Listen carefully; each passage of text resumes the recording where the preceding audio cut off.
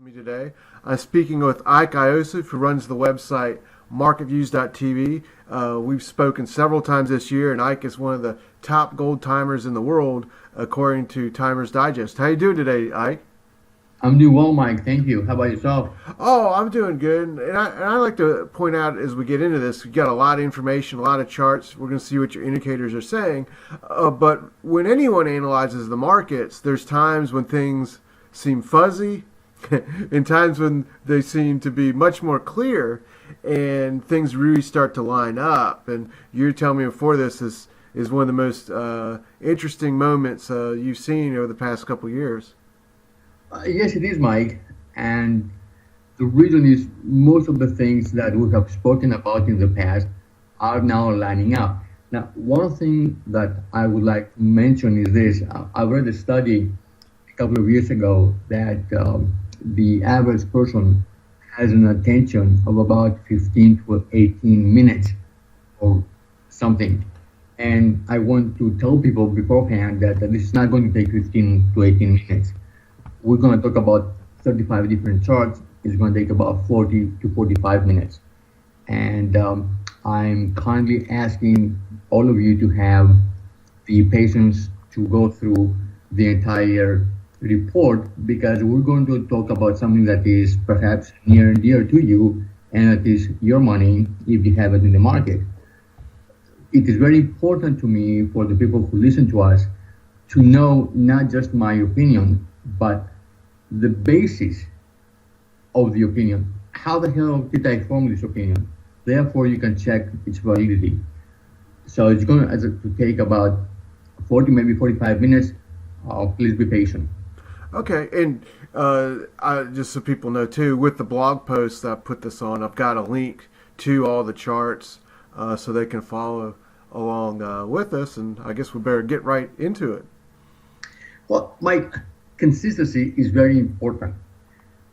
So I would like to go back almost a year and a half ago, because since early 2016, actually since our report on March 11th of 2016, I have said that the S&P would have a target of 2250, 2350 plus or minus 2%. Now, at the time, the S&P was at 2022. I reiterate the target on October 14th of 2016, January 27th of 2017, and of course, February 10th of 2017. When we did that interview in February on the 10th, at the time the S&P was at 2307, and I gave a target of about 2 to 4%. That was 2353, 2399. Now the S&P, at least temporarily, on March 1st, topped at 241. And then it spent the following 3 months consolidating between 2400 and 2325. We did an interview on the 7th of April. And at that time, I had said that since the 1st of March, the S&P has been either topping or consolidating bullishly. If it is consolidating bullishly, a breakout of the consolidation area would target 2470. If it is topping, a breakdown would lead to a decline in the 2300 and 2250 support zone, sometime by late April.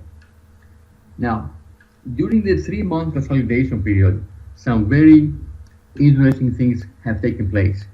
And I'm going to start with the chart of the S&P. Okay. Now, it's the chart that we're going to show 3 times throughout this presentation, okay?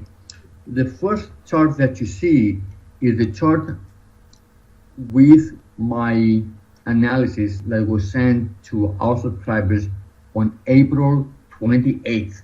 That was 28 days ago, okay? And I pointed out the following, that since November of 2016, the S&P had been overall in an upward trending channel, like the chart shows, okay?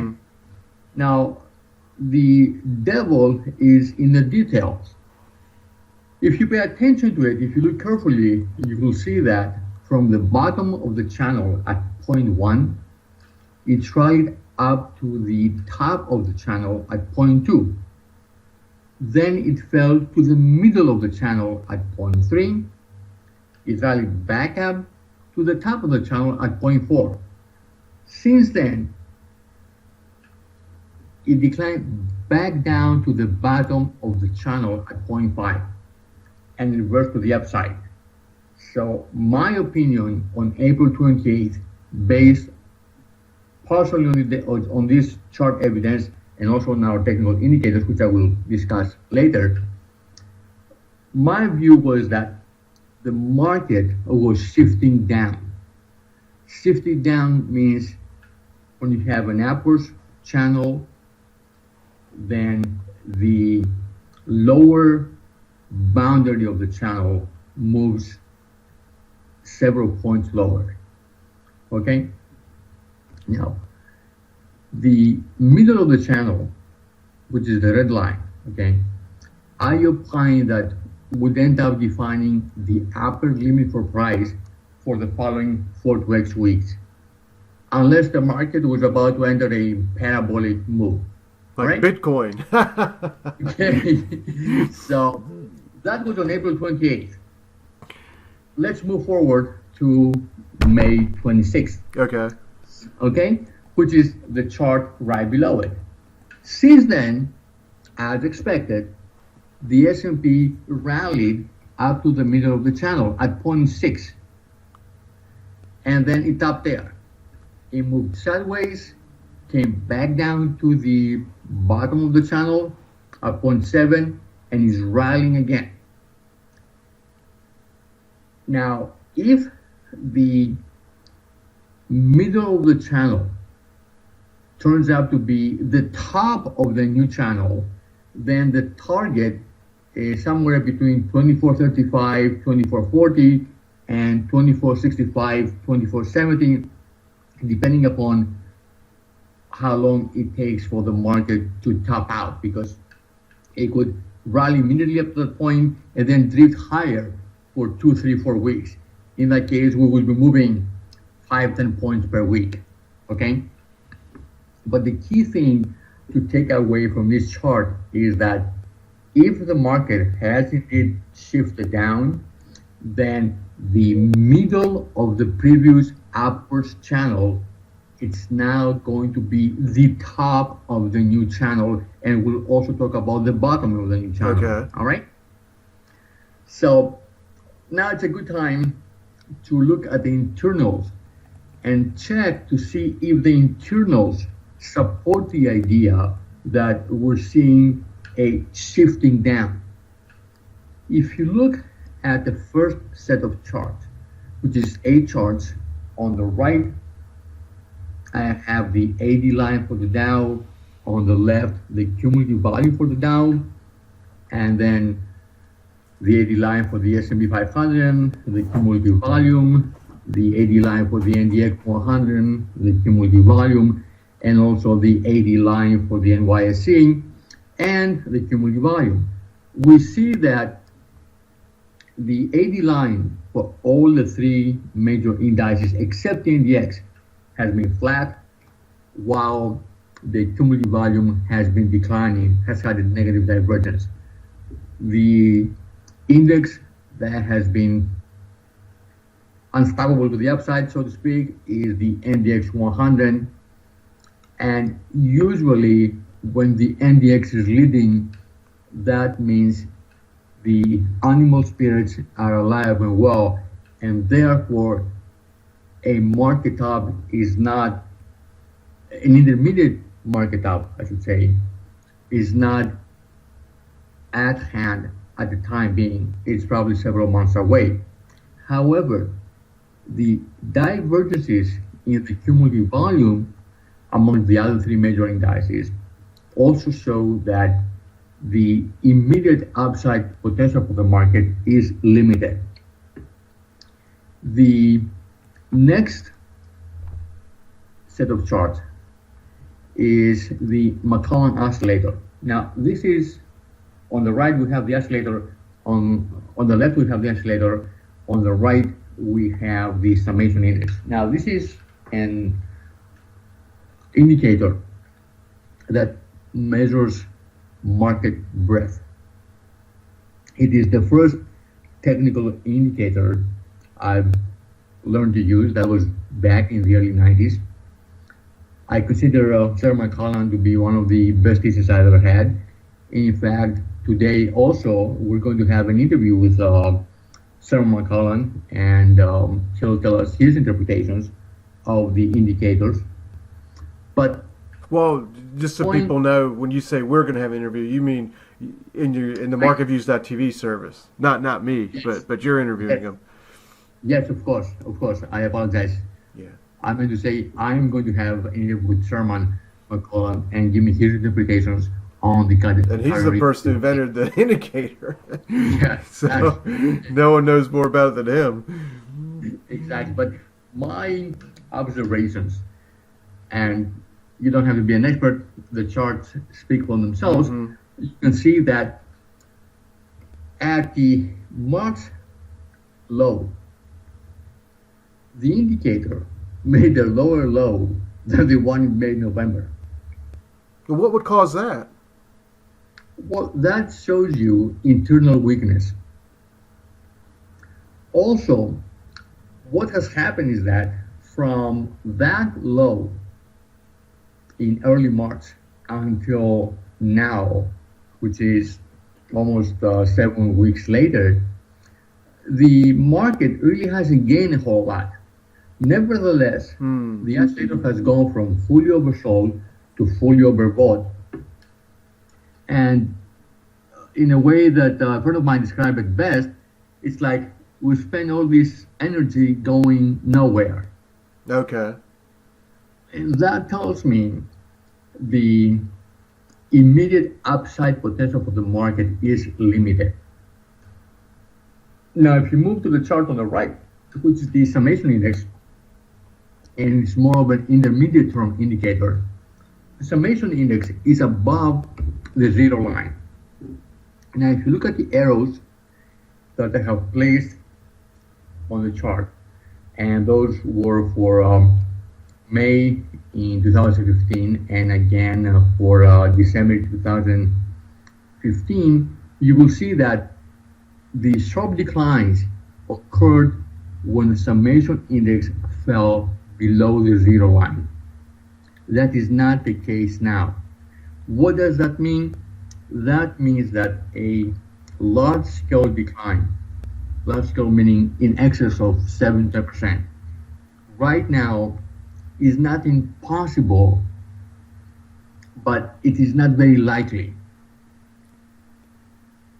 So, moving on to the next three charts, a set of charts that I know are very favorable with you too. Oh, yeah. And the percentage of stocks that are above the 50, 150, and 200 moving average. What do we see? We see negative divergences. That limits the immediate upside potential for the market, but all of them are above the 50% mark. Mm-hmm. The 50% mark, as the chart shows, is the demarcation point when the percentage of stocks above those three important moving averages fell below 50%. That is when you have the tendency to get declines in excess of 7 to 10%. Right. We're not there yet. Right. It shows weakness. It shows difficulty in making lots of progress, but it does not show in the absence of an exogenous event that is a black swan, nobody can predict, okay, that we're going to get a large-scale decline right at this moment or the next 3 to 4 weeks. Right. Now, the next chart, it's the VIX. Now, we spoke about this several times in the past. And my position, based on the evidence and my observation over the years, has been that a very low level on the VIX by itself, it does not mean an intermediate to long-term top is in. What it means is the market is going to have a difficulty moving much higher. If you look at the chart carefully, which is a weekly chart of the VIX going back 10 years, you will see that the VIX was down this area almost half of 2007. Mm-hmm. Yeah, that's And what then this reminds me of, yeah. Now, we had a positive divergence. The VIX moved higher while the market pretty much went nowhere. And then we had the epic collapse into 2009. Again, if you look at the VIX in mid-2014, we had a positive divergence. The VIX started to go up while the market pretty much went slightly higher to nowhere. And then we had the August 2015 and the January 2016 declines, okay? So this is what I really want people to pay attention to and take away from this, okay? It is the higher lows of the VIX compared to higher highs for the market that give you a valid concern, a valid signal that something is about to change. We don't have that at the moment. Right now, we just have, on an absolute basis, a very low VIX. A very low VIX means you're not gonna go anywhere, fast over the next few months, okay? Now, the last set of charts is also a proprietary indicator that we show a couple times a year. It's the inflows, outflows analysis. People can read my explanation of this indicator and how it works. Now, on a 25-day basis, we can see that we have positive inflows. That means slightly higher buying pressure. And on a 50-day basis, we can see that we're just about crossing the 50% equilibrium line And right this now. is looking at the S&P 500 stocks. Yes. Using of the course, data from them, yeah. S&P. Now, inflows, outflows are right now neutral. So what this indicator is telling us is that the market can go either way. We don't have a conviction either on the part of the sellers or on the part of the buyers. Net, I would say, and I'm going to borrow this phrase from another one of those people I have learned lots from over the last 20, 25 years, my good friend Jim Walls, is that in order for people to sell, they have to have a reason. And right now, there's not a reason because people are expecting lower tax rates. So if you have capital gains, it makes no sense to sell now. You're waiting for the lower capital gain tax rate to kick in so you can sell all your stocks and be taxed at a lower rate. So that has caused a strike of sellers, so to speak. And that is what these indicators are showing, that we don't have sellers. So even a small amount of buyers can push the market higher. Normally, that would not be the case, but it is where it is now. So, well, just looking at this, it almost appears over the last, since March, almost, that if you can see it better in the next chart, but there's the smallest amount of selling pressure than in really the past 2 years over a 6-week period. Look, if you have a couple of days to be taxed on, would you book them now or would you wait until there's a lower tax rate? Well, I guess except last August, September, it looks like both of these indicators were evened out then too. Yeah, but at the time, we did not know what the election outcome was going to be. That's right. And it was summer and everything was dead. The market was barely moving too in August and September last year. So, and now, Mike, we come to the conclusion, and for that, I want people to look again at the same chart we showed earlier, but with more detail and some additional data now. During the 3-month consolidation phase, the structure of the advance has shifted down from the upper half of the rising channel to the lower half. The channel I'm talking about is the one defined by the 2 red lines. Okay. And we can see we went from 1 to 2, 3 to 4 to 5 to 6 to 7, and now we're moving back up again. Okay. Now, at the same time, we have observed several negative divergences, which I just spoke about, that in the absence of an exogenous event that causes the market to go parabolic, some really good news, I don't know what they could be. I have no idea. Anyway, in the absence of something like that, the previous middle of the channel, the black line, the first black line, okay, will now be the new upper end of the channel. In that case, we have an upside target zone between 2435 and 2470. A top in that zone will probably lead to a decline to the second black line, which is 1 degree lower. Which is around 23.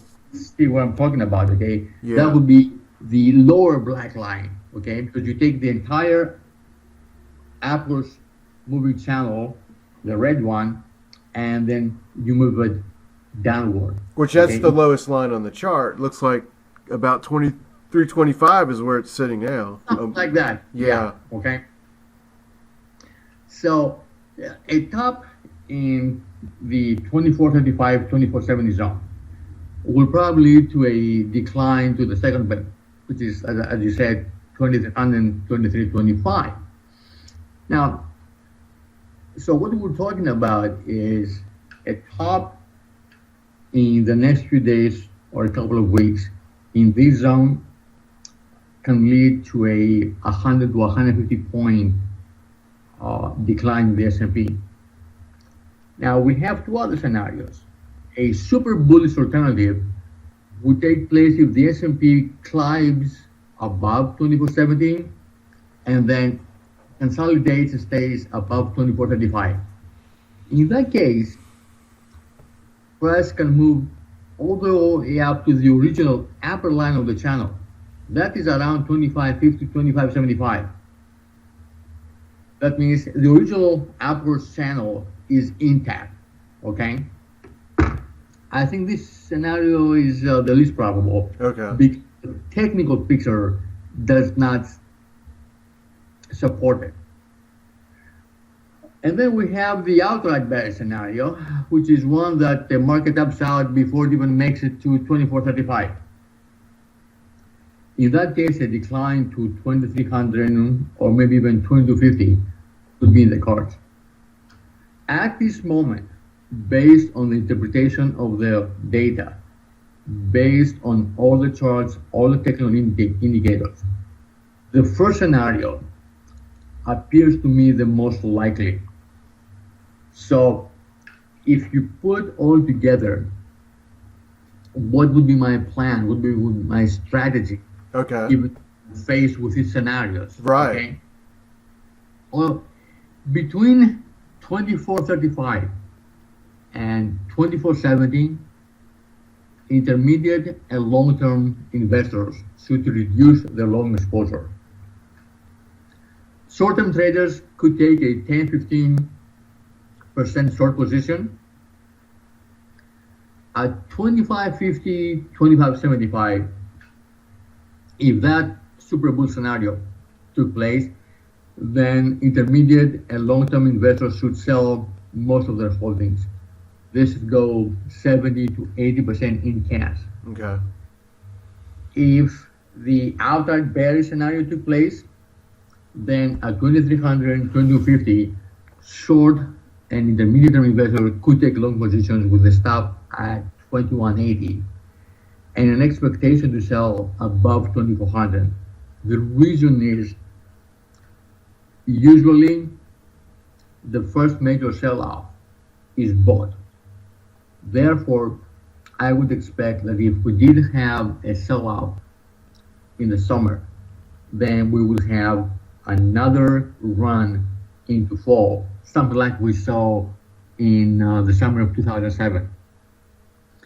Of course, as always, we will advise our subscribers in real time via email based upon what is happening and what we're doing.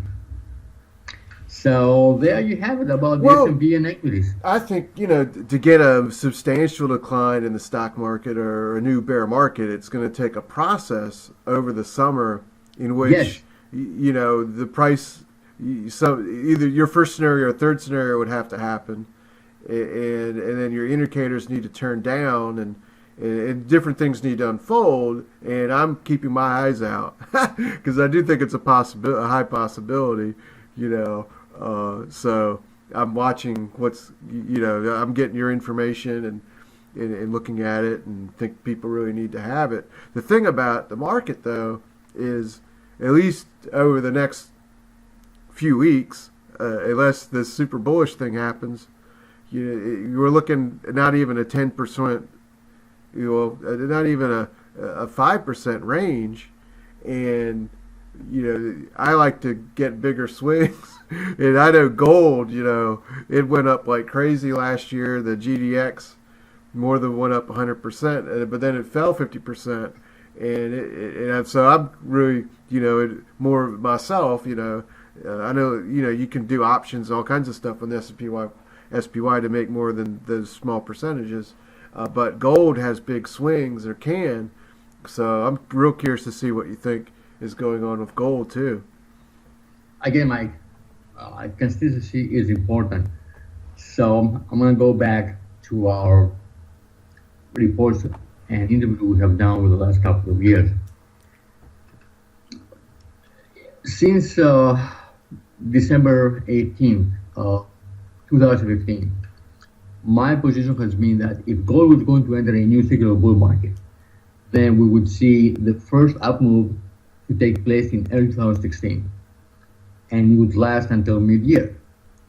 That move would be followed by a retracement, which ought to be concluded sometime between late April and early June of 2017. Gold will fall above its previous lows, and then we'll see a multi-month advance. Last time we did an interview was on the 7th of April, and the conclusion at the time was that gold had room to rally further into 1280, 1300 resistance zones, and that I expected the rally to be followed by another decline, and then at that point to start a multi-month advance. Since then, gold, at the time gold was at 1257. Subsequently, it rallied up 1294 on 418. And then it pulled back to 1217 on 510. So right now, it is exactly in the time and also the price window that we expect a multi-month advance to begin taking hold. And the question is, do we have the confirmation? That's right. That's what I'm really curious, because it's all playing out exactly as you've been looking for. So what's next? That's the question. Now, the first set of charts, which is the daily, the weekly, and the monthly chart. What we have is price along with a moving average that is a very simple indicator, but is very important to gold. And I must give credit to my late friend, Mr. Shai Harding. Many people who listen to me on Market Views know that I interviewed Shai from late 1999 until he passed away a couple of years ago. Now, Shai was an excellent technician, and one of his greatest accomplishments is that he had developed some very simple indicators that told a whole lot, and that was the wisdom of them. Now, Cy Harding had come to the conclusion that the 30 period moving average, for some reasons, for gold was very important. Whether that was the 30-day, the 30-week, or the 30-month. Now, if you look at the first chart on the left, which is the daily chart for gold, you can see that once gold moved below its 30-day moving average, then it was all downhill.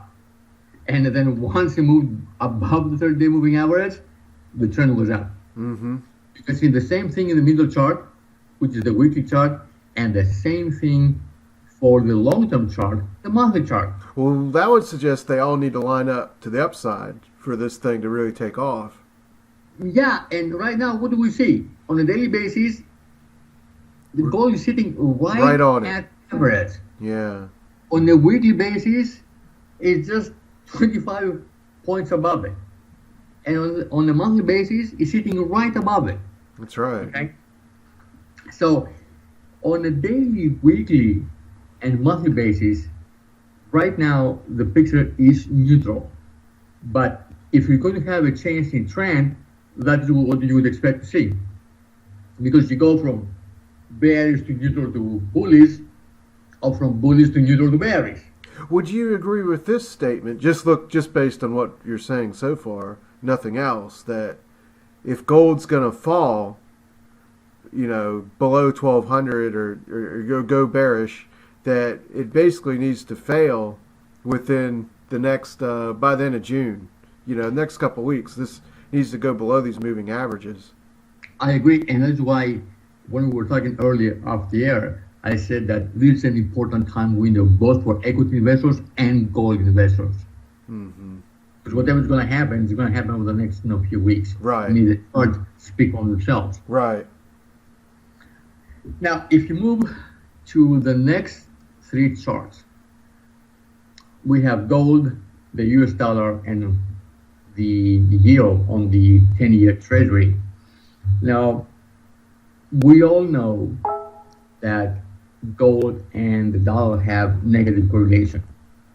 There are times when both move together, but those times are the exception, they are not the rule. So until you have evidence that the exception is taking place and not the rule, then you stick by the rule. All right? We can see on the chart on the left, which is the chart for gold once again, that we're right at the 30-month moving average. The chart in the middle, which is the US dollar, it's right at support. And then the chart on the very right, which is the yield on the 10-year Treasury, is right beneath resistance.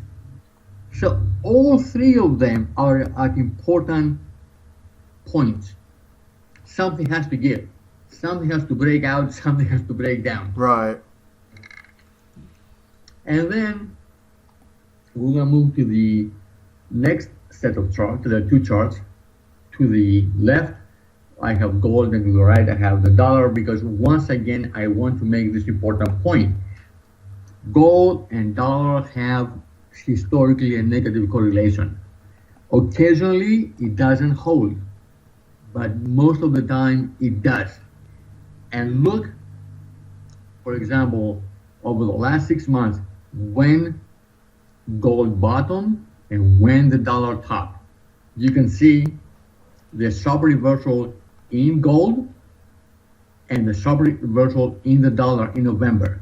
Right. We can see the bottom of gold in December, the top of the dollar in December. So until this is reversed, we have to assume that the negative correlation still holds. And I'm moving based on that premise. Okay. And also, look that currently at 97.18, the dollar index is quite a bit below its 30-day moving average. That means that a bounce back up to the average around 99 is quite possible. Since we said, and I hope we have established that gold and dollar have a negative correlation, I want to take a look at a couple of monthly charts for the dollar. The next two charts, we can see that the dollar had formed a bullish flag. That's the chart on the left. Okay. And it broke down from it. Usually that's a bad sign. It could be a bear trap, but nevertheless, it is not a good sign. And the downside target is about 92.5. If you look at the chart to the right, which goes back to 1998, we can see that we have an upwards moving channel for the dollar. It topped out in 2015, and now it is struggling. If it moves below 96, then on a monthly basis, the downside target is between 90 and 92, and perhaps as much as 86. All right? So that gives room for gold to move higher. The question is, does this happen next week or next month? That is something we need to monitor over the next 2 to 4 weeks. Bottom line is, whatever happens, it will happen over the next 2 to 4 weeks. The next chart, which is a weekly chart for gold, it shows that we have a declining tops line, which is the red line. And at the same time, gold has formed a pattern known as a megaphone. Now, usually when you get to the end of that pattern, the last leg, it goes up to the middle of the previous leg, which is right about where the gold is at now, and then it breaks down. It breaks down to the beginning of the megaphone. That's not 1125, it would be about 1175, okay? So this chart also, it is kind of neutral. Neutral to positive, I would say, because it is above 1225, okay? So if you put now all this together, if we get immediately a breakdown in the dollar, that would cause gold quickly to go up to 1300, 1325. If we get a bounce in the dollar, which is, as I showed earlier, in a rather oversold condition, that can cause gold to pull back to 1225, maybe 1175, which for me would be ideal. Now, the next two charts are again our outflows and inflows analysis. The first chart, which is the 25-day comparison, I have a very important observation. Gold made two bottoms the last 2 months. And this is the XAU we're looking at. Yeah, the mining stocks. Yes, the XAU. Correct, the XAU. The XAU made two bottoms, but look at the difference in selling pressure at the second bottom. It wasn't much at all. Yeah, it was exhausted. I mean, less than there was going back to 2 years, I think. Yeah, exactly. Okay. So when gold stocks were making the second low, selling pressure had been mostly exhausted. That is positive. The next chart, which is the 50-day moving average, and I encourage people to go back and listen to what I had said when we did our last interview on the 7th of April. At that time, I had pointed out on the same chart, and I had said that it seemed to me unlikely that the intermediate term bottom in gold stocks was in, because the indicator was, the selling pressure was well above the 50% level. And I said that it is unlikely to have selling pressure at this level and gold stocks to have put in a bottom. More likely, we will get another decline. And of course, the XAU moved a little higher, and then we got a second decline. What has happened since then? Well, the indicator has turned positive. We see that buying pressure has exceeded the 50% demarcation line. That tells me that now we are mostly in an environment that is supportive of higher prices than in an environment that is supportive of lower prices than we had before. So when you, again, put all this together, Mike, gold has followed the scenario we had expected since 2015.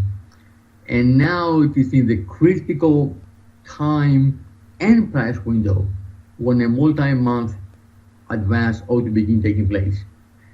The next 10 to 15 trading days should provide confirmation.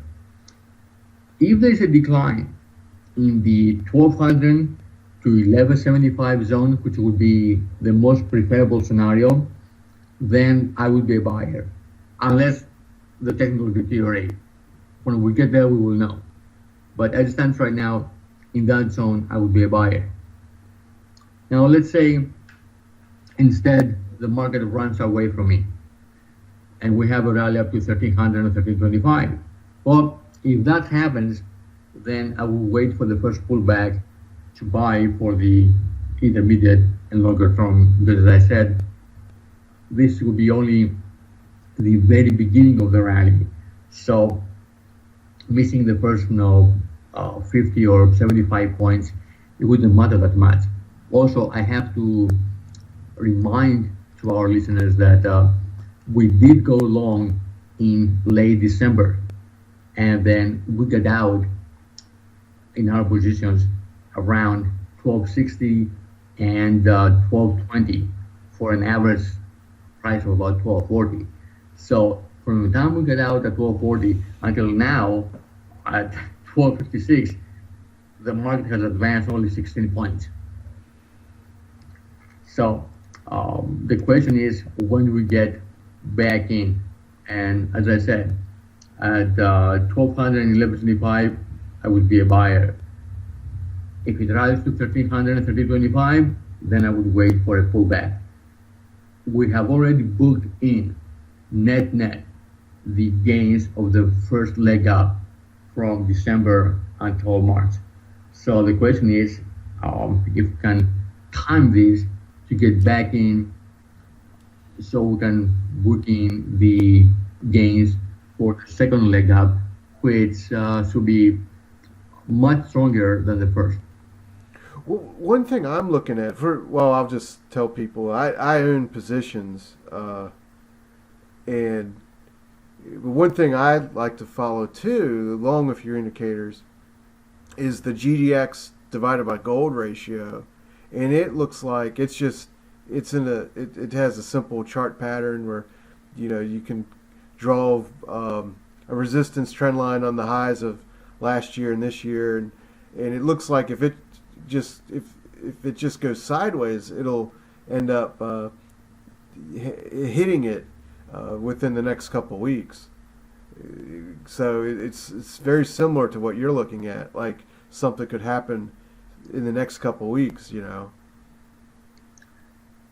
I said, Mike, both in terms of price and time, the window for changes is now. Yeah.